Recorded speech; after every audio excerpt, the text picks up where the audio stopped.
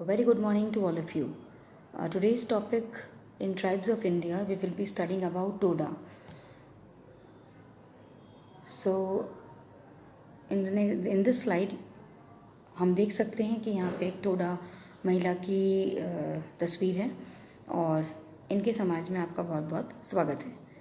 Toda basically जो है वो द्रविडियन भाषा से संबंधित हैं और जो टोडा समूह के लोग हैं वो 1000 who live in the Nilgiri hills of southern India, दक्षिण भारत की जो नीलगिरी की पहाड़ियाँ हैं वहाँ पे इनका निवास स्थान है। ये सबसे प्राचीन और भिन्न प्रकार की जनजातियाँ हैं और साथ में ये कि टोडा शब्द तमिल भाषा का ही एक विकृत शब्द है जिसका अर्थ है चरवाहा या पशुचारक।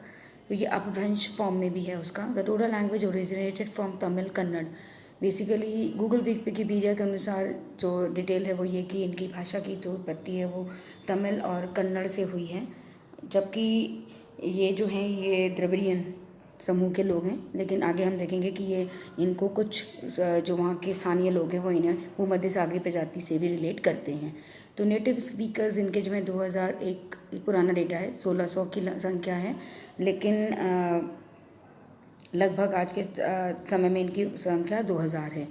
नेटिव ये इंडिया के हैं। राइटिंग सिस्टम तमिल स्क्रिप्ट है, Brahmic script, region Nilgiris, people who search for Tamil, Malayalam, Tulu language, Kannada, Kodava language, Kota language and more, and language जो फैमिली है द्रविडियन, तो द्रविडियन भाषा से संबंधित हैं। ये जो बाकी के बचे हुए दक्षिण द्रविडियन लैंग्वेजेस उसमें तोड़ा, कोटा, इरुला एंड कुरुम्बा, ये बेसिकली शेड्यूल ट्राइब्स जो हैं, जो इंडिजिनस वहाँ के स्थानीय लोग हैं, उनकी ऑफिशियल लैंग्वेज है जो बोली जाती है तमिलनाडु के दक्षिण पश्चिम भाग में नीलगिरी की पहाड़ियों में, कर्नाटका के पास। और बड़ागा एक dialect of Kannada is also spoken in the Nilgiri hills. Basically ये इन भाषाओं के अलावा बड़ागा भी एक कन्नड़ की उपभाषा है, लोकल भाषा है जो वहाँ पे नीलगिरी की पहाड़ियों में रहने वाले लोगों द्वारा बोली जाती है। नीलगिरी की हम बार बार बात कर रहे हैं कि टोडा जो प्रजाति है वो नीलगिरी की है। तो नीलगिरी का ओरिजिन क्या है या उसका मतलब क्या है? तो नेम नीलगिरी का मतलब होता है blue hills. Neelam means blue and giri means yellow mountain. तो the first mention of this name has been found in the Silappatikaram कि में इनका उल्लेख मिलता है। Nilgiri which literally means blue mountain in many languages में refer to Nilgiri biosphere reserve. मतलब जो नीलगिरी का जो जैव संरक्षण जो संरक्षण देता है उसके आधार पर भी हम इसे मान लेते हैं या जाना जाता है। And international biosphere reserve in the western Ghats and Nilgiri hills ranges of south India. दक्षिण भारत की जो नीलगिरी की पहाड़ियाँ और पश्चिमी घाट है उनमें अंतर्राष्ट्रीय स्तर पर ये बायोस्फीयर जो जैव मंडल का संरक्षण क्षेत्र है वो में निर्मित है। नीलगिरी माउंटेन्स और range of mountains spanning the states of Tamil Nadu and Kerala in south India में से दो नीलगिरी माउंटेन्स है कि दो स्टेट्स में फैला हुआ है, तमिलनाडु और केरल में। नीलगिरी हिल्स एक पर्वतीय प्रदेश है तमिलनाडु स्टेट का साउथ ईस्टर्न इंडिया में। जो नीलगिरी पीक है उसकी जो ऊंचाई है प्लेन से वो कम से कम 6000 से 8000 फीट है। अगर हम मीटर्स में देखें तो 1800 से 2400 मीटर। और उसमें से जो एक मेजर पीक है वो उसका नाम है डोडा बेटा, जो कि आपकी 2637 मीटर्स हाई है एंड तमिलनाडु की ये हाईएस्ट पॉइंट है। हम टोडा जनजाति की फिजिकल शारीरिक लक्षणों की बात करें तो ये अन्य जनजातियों से भिन्न है। इनका कद लंबा होता है और सुगठित शरीर होता है, रंग गोरा होता है, नाक पतली और छोटी होती, नेत्र छोटे होते हैं। इनका जो फोरहेड है वो ब्रॉड होता है, होठ वेल बिल्ट मीन्स अच्छे से बने हुए होते हैं, उसके फीचर्स अच्छे होते हैं। ये द्रविड़ समुदाय से भिन्न है, लेकिन इन्हें कुछ लोग आर्यों का, जैसे अभी पिछली स्लाइड में हमने कहा था कि कुछ इन्हें आर्यों का वंशज नहीं मानते, इन्हें भूमध्य सागरीय प्रजाति से संबंधित मानते हैं जो पहले ही आके यहाँ बस गए होंगे। हाउसेस की हम बात करते हैं। जो इनका गृह है, जो घर है वो बहुत ही सुंदर है और साथ में इसकी बहुत सारी विशेषताएं जो आने वाले स्लाइड में हम आगे देखेंगे। The Toda traditional live in settlements called मुंड। जिन अधिवास में ये रहते हैं उनको हम परंपरागत रूप से जो कहते हैं मुंड उनका नाम है। जो 3 to 7 small thatched houses means जो समूह हैं वो 3 से 7 घर का होता है और जो शेप होती है उसकी half barrel and located across the slopes of the pasture on which they keep domestic buffalo. This has threatened to undermine Toda culture by greatly diminishing the buffalo herds. जब हम बात कर रहे हैं इनके मकानों की, तो इनके मकान की संरचना आप देख पा रहे हैं कि ये हाफ बैरल के रूप में है। सॉरी। आगे हम देख रहे हैं फोटोग्राफ है टोडा मुंड की, हैमलेट की, and barrel vaulted houses in the Nilgiri hills. Toda huts are a curious construction with a complete absence of windows. They are rectangular in plan with a barrel vaulted roof that reaches down to the ground. आप देख सकते हैं कि जो इनकी thatching है वो नीचे से लेके ऊपर एक सेमी सर्कल बैरल फॉर्म में है। इनके मकान में आपकी खिड़कियों की जगह नहीं होती, एब्सेंट होती हैं खिड़कियाँ। आपको एक छोटा सा इंक्लोजर दिख रहा है जैसे बैरल जिसके अंदर घुस के वो जाते हैं, उस तरह से इनका मकान बना हुआ होता है। और ये हैमलेट है। Toda tribe in the Nilgiri hills of north west Tamil Nadu in India, a small rural tribal community. ये ग्रामीण जनजातीय समुदाय है। They traditionally live in small hamlets called mund composed of about 10 half barrel shaped huts. जैसा कि पहले बताया 3 से 7 तो लगभग 10 तक जो इनके समूह हैं मुंड में, वो 10 तक के घर हो सकते हैं। जो इनका स्ट्रक्चर है वो बेसिकली 3 मीटर ऊंचा होता है, 5.5 मीटर लंबा और 2.7 metre wide. The entrance of the hut is rather small, about 90 centimeter in height and width, to protect the family from the weather and wild animals. जंगली जानवरों से और जो मौसम है उससे सुरक्षा के लिए इन्होंने इसका इस तरह से डिज़ाइन किया है कि सिर्फ ये 3 मीटर ऊंचा होता है, 5.5 मीटर लंबा और 2.5 मीटर, लगभग 2.5 मीटर से ज़्यादा ये चौड़ा होता है। Each Toda hut is constructed from bamboo that is fastened with rattan and thatched. Thick bamboo canes are asked to get the roof its bend shaped. अभी आपने इस पिक्चर में देखा कि इसको किस तरह से उन्होंने जो रैटन आपकी लताएं होती हैं उससे बांधते हैं। बैम्बू बेसिकली मेन इनका कंस्ट्रक्शन मटेरियल है और जो थैचिंग के लिए भी यूज़ किया जाता है। और थिक बैम्बू जो केन्स होते हैं वो उसको यूज़ किया जाता है शेप के लिए। Over this frame thinner bamboo canes are tied in pairs running parallel to each other. Dried grass is used to the thatched exterior. The front and rear sides of the Toda hut are made usually of granite or dredged stone.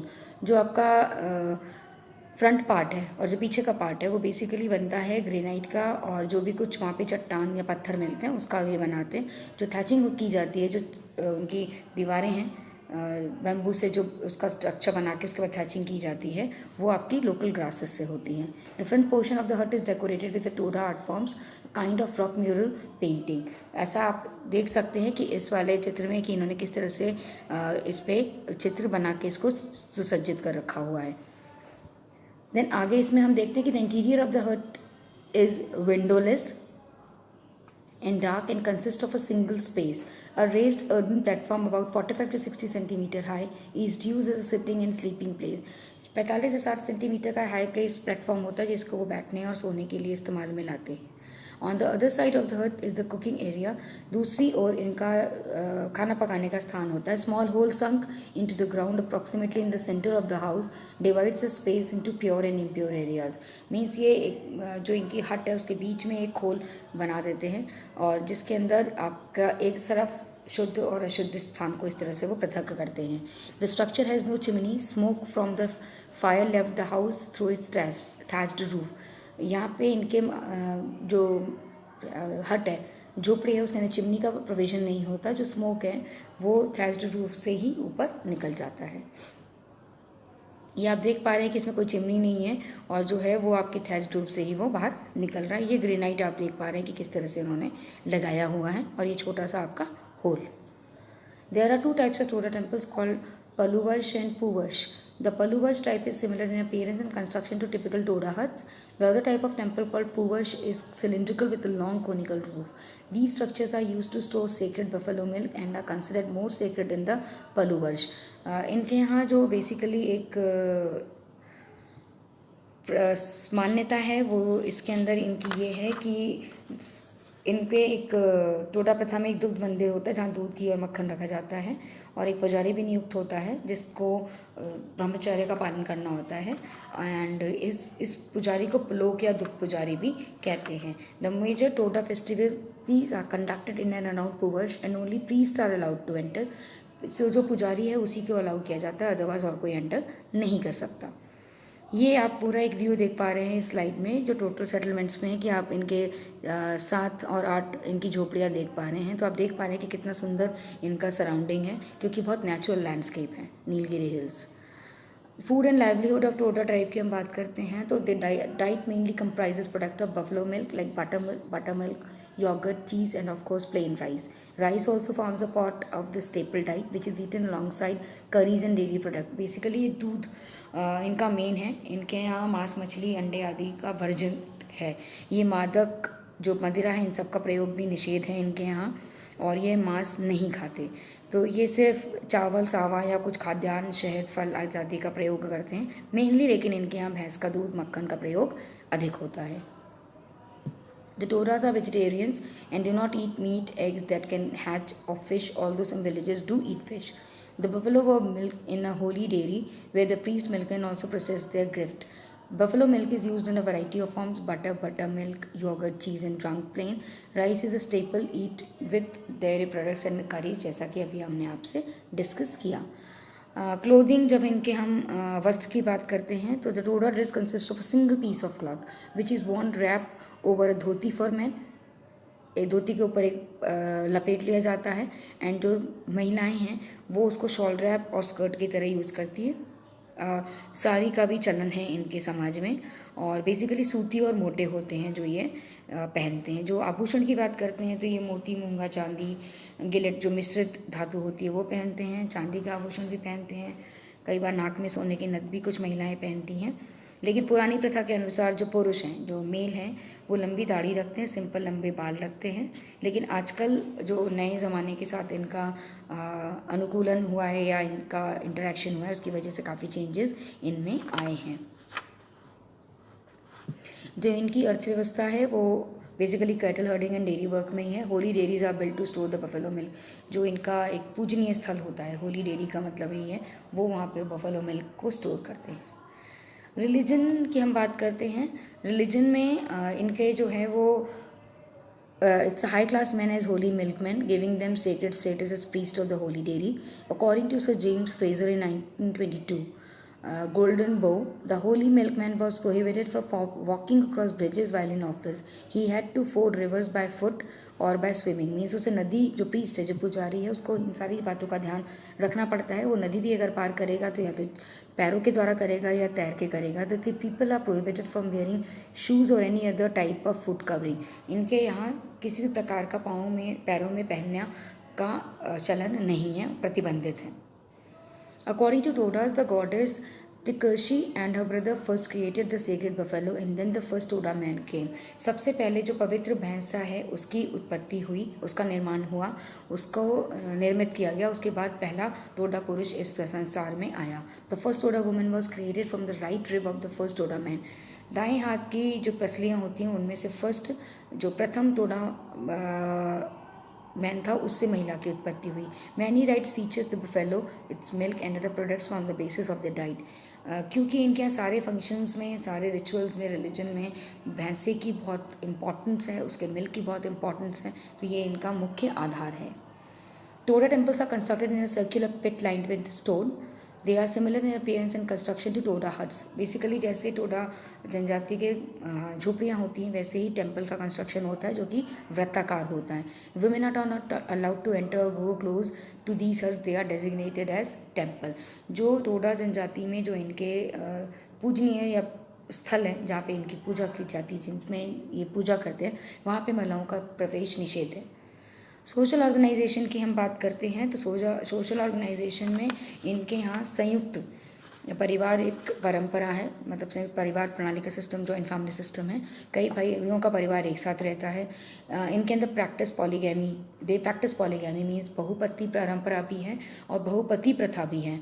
क्योंकि टोटा समाज में स्त्रियों की संख्या कम है, इससे जब कई भाइयों की एक पत्नी हो सकती है, लेकिन विवाह के पहले युवक और युवती इनका रिलेशन होता है, और अगर एक भाई की शादी हो जाती है तो उसकी पत्नी जो है अन्य भाइयों के लिए भी पत्नी ही होती है। इनके यहाँ जेंडर की कमी आती है और जनसंख्या में कमी होती जा रही है। इनके बाकी जो सामाजिक संगठन है, आप देख सकते हैं कि अभी भी वो अपनी प्राचीन पद्धति को ही निर्वहन कर रहे हैं। जो टोडा का स्वभाव है अगर हम देखें तो वो सरल प्रकृति के होते हैं, रिलीजियस होते हैं, सुपरस्टिशियस भी होते हैं, जादू टोने में विश्वास करते हैं और बेसिकली ये अपनी संतानों का जो नाम रखते हैं क्योंकि नेचर लवर हैं ये, तो नामकरण जो होता है वो नदियों, पर्वतों और वृक्षों आदि के नाम पर होता है. However, since the early 21st century, the Toda culture has been the focus of an international effort for environmental restoration, a movement developed to build the traditional barrel-shaped huts. Around 40 new huts were built and many sacred Toda dairies were renovated. तो इनके यहाँ 21वीं सदी के बाद बहुत सारे परिवर्तन हुए हैं, पर्यावरण को वापस पुनर्स्थापित किया गया है. Thank you so much, and for references you can see doctor S D Maurya की मानव भूगोल और गूगल विकिपीडिया.